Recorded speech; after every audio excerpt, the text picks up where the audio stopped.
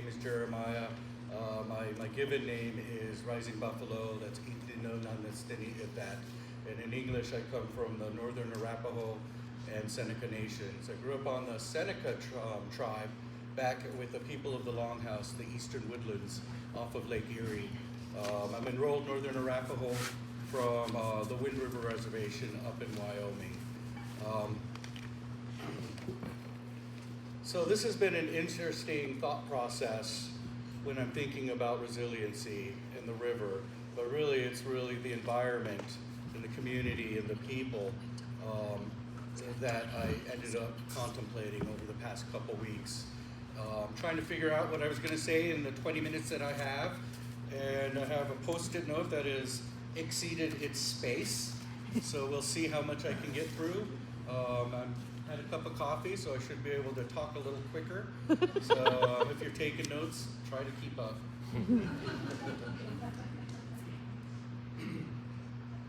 What is resilience? That was something that I contemplated for a very long time. What is resilience? And as I thought about it, I talked with different people and talked with other Native folks and non-Native folks. There's a concept of, you could look at life as being resilient in itself. The second we are born, we are being resilient. The second that we start breathing air, we are being resilient. If something happens to any part of our bodies, it could malfunction, and our bodies have to be resilient. The same things with the health of our mind. Our minds have to be resilient, or we can be overcome with negativity, or overcome with frustration, or overcome with just being overwhelmed. So how do you keep yourself resilient throughout life? How do you understand that we are resilient as human beings, and we can walk in a good way if we're able to focus and navigate that tightrope that is life? But then I started going into an aspect of tribal resiliency. As a Seneca and Arapaho man, I look at my tribes and I look at the history, and although I'm not one of the pies that I've been learning about here, or I'm not Navajo, or I'm not Hopi, I look at our tribes as being very resilient. When you look at this map, there's many tribes, languages, religions, environments, and ways of living. This is a native land digital map called native-land.ca. And all of those colors over there are tribal nations, pre-contact tribal nations, areas that overlapped with each other, connecting the East Coast to the West Coast, all the way down south and all the way up into Canada. The resiliency of pre-contact America, the Americas, had its own story, had its own stories of fighting, has its own stories of democracy, had its own stories of creation. And then things shifted and changed. And the story of our resiliency shifted towards things like smallpox, and things like borders, and things like boarding schools, and things like the very intensive things that are difficult to talk about.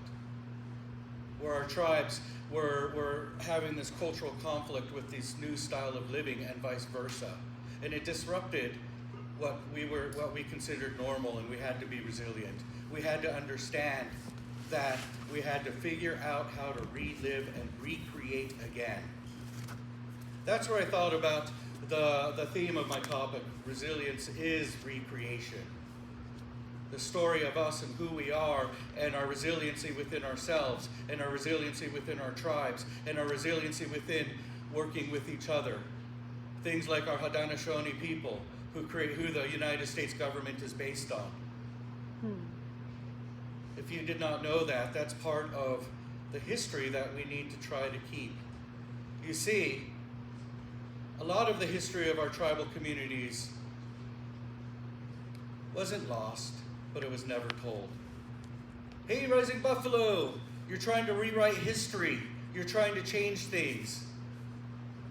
How can we rewrite history if we were never included? All we are doing is adding our voice to the chapters that deserve it, such as the Haudenosaunee, such as what happened at Sand Creek Massacre, such as the removal of Native people from what is now national parks. That is all stories of resiliency. I encourage you to go online, check out the traditional areas. This is a pretty nice map because you're able to also put the linear boundaries of today that are the United States overlapping with the circular boundaries of our tribal nations. They're not circular, they're more like blobbish.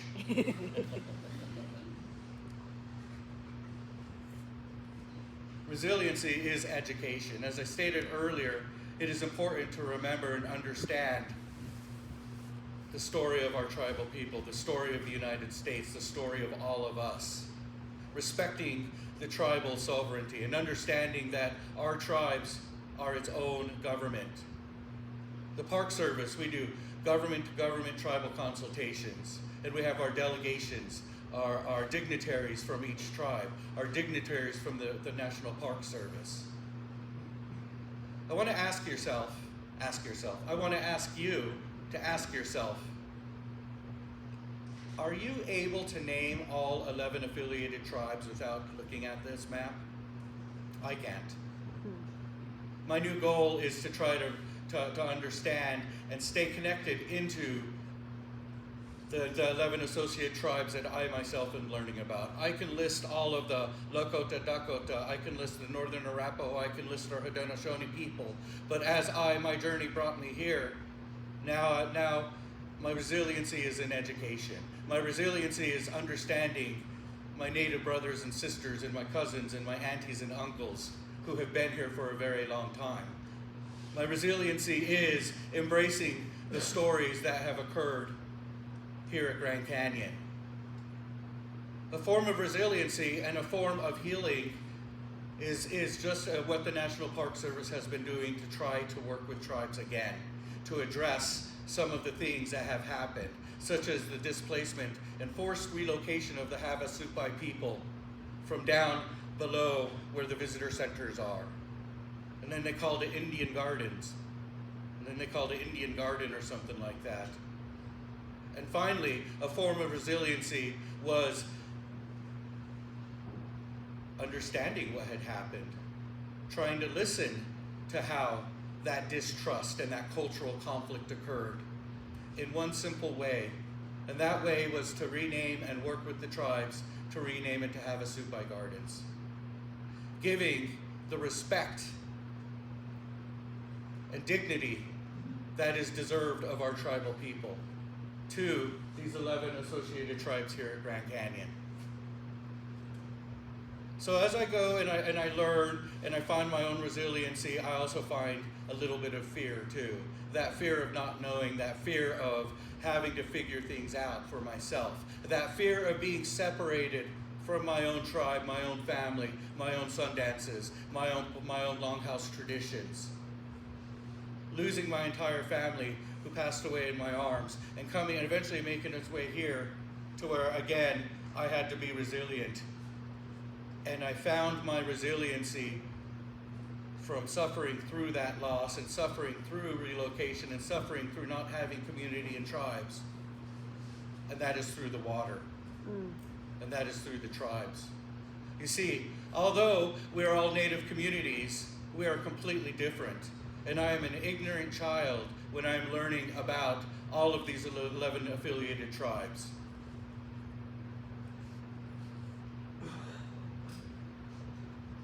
Resiliency is understanding circular versus linear ways of boundaries thinking and Western versus indigenous cultural conflicts. Resiliency is acknowledging our traditional areas from the tribes that are here and then having linear boundaries placed onto reservations.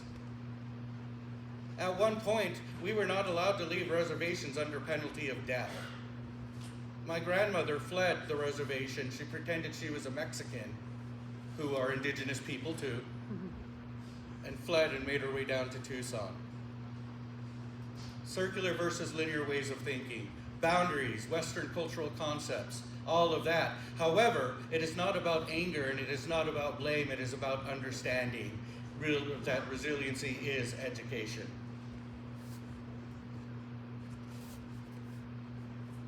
Resiliency is understanding that we're not just Indians, we're not just Native people, we're not just tribes, but we are human beings. Each of us sitting here are human beings today.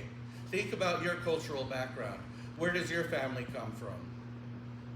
Do you want to be called that Irish guy, or do you want to be called, well, or do I want to be called RisingBuffalo, my Northern Arapaho and Seneca friend? Learn the names and learn the names of the tribes of your native friends. When you're on the river floating down there and you mention someone's name, name their tribe. If you are saying that native person, challenge you to broaden your education and your own resiliency by strengthening your knowledge. What's wonderful are all these people have sat at the table, and this is just a few, and worked with the Park Service through the Intertribal Working Group, creating projects which we can all collaborate on, learn about, essentially heal, which is resiliency. Discussing the past so that we can look to the future. People say, hey, I wasn't part of that. Why should I feel guilty about it? Why do you keep bringing up all of these territories that were destroyed? I had nothing to do with that. No, none of us had anything to do with that, but we carry our past with us. We carry those stories with us. Our children carry those stories with them. And we need to honor the people that were hurt by addressing and discussing this. But then we take that and we figure out, how do we move forward in a good way? How do we bring those memories of our ancestors into our grandchildren who we do not know yet? That is how we heal, and that is how we honor, and that is how we stay resilient as human beings, no longer tribal communities. Part of the story of resiliency is Dancing Ed. Superintendent Keeble, dancing with our tribal communities. How does that happen? That happens through addressing the past. That happens through the resiliency of tribal people. That happens through the decision of him to make tribal affairs his number one priority within the Park Service. Becoming that example to all of the rest of the federal government of what we are doing here at Grand Canyon. And building the relationships. And sometimes it's not pretty. There'll be disagreements. There will be arguments. There will be history that is brought up that is not pretty. But then we listen, we understand, we try to embrace, and eventually that trust is sparked. That resiliency of healing starts occurring, and it grows and it grows and it grows, till all of a sudden, one day, you see all these different pictures of Indigenous river trips, and Superintendent Keeble dancing.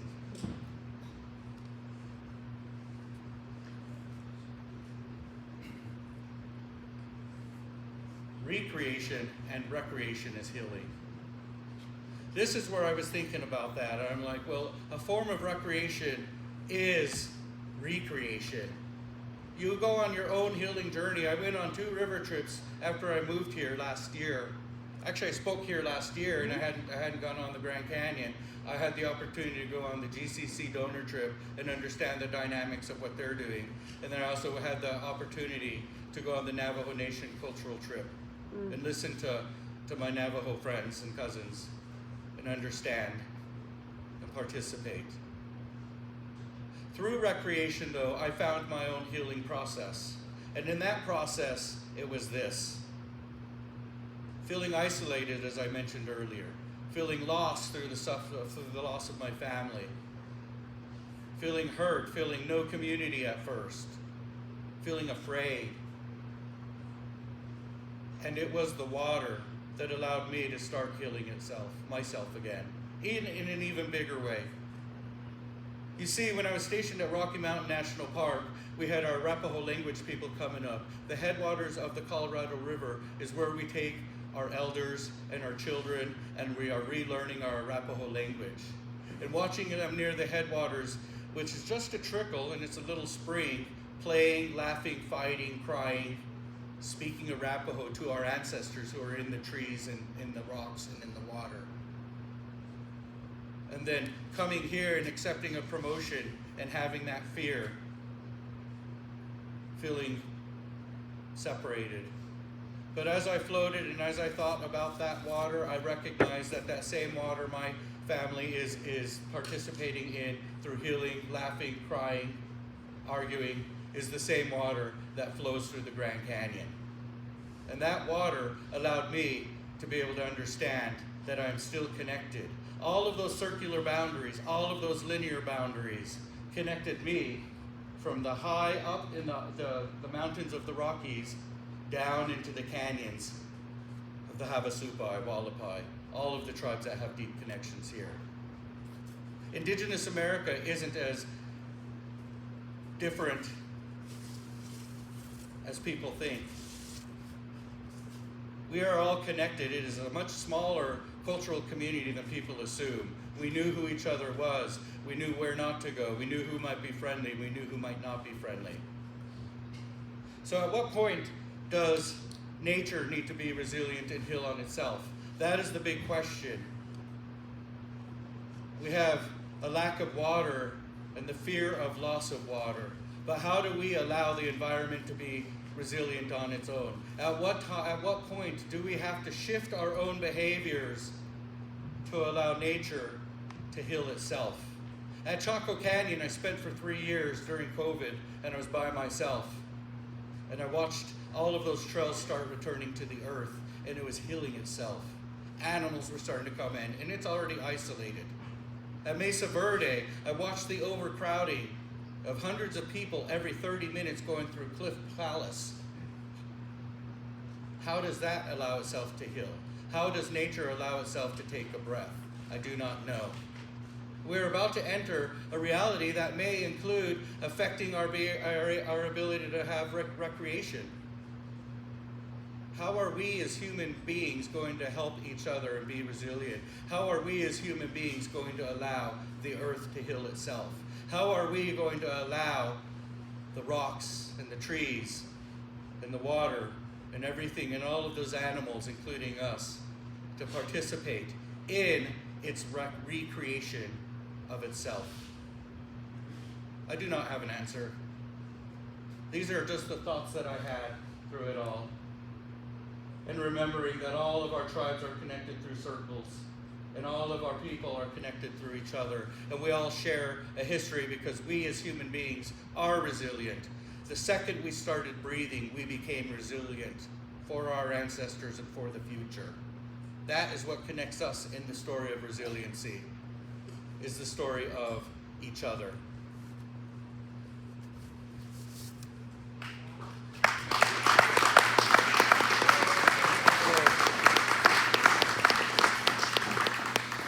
Thank you. I always create these notes, and I always spend so much time on my PowerPoints, and I'm like, I'm going to say this, this, and this, and here I am scribbling everything down, but it's really just the thoughts that are going through my head, and I didn't even use the notes that I could have created. But I'd like to thank you for allowing me about 20 minutes to chat, talk, babble, all of that, and thank you all for allowing me to be here.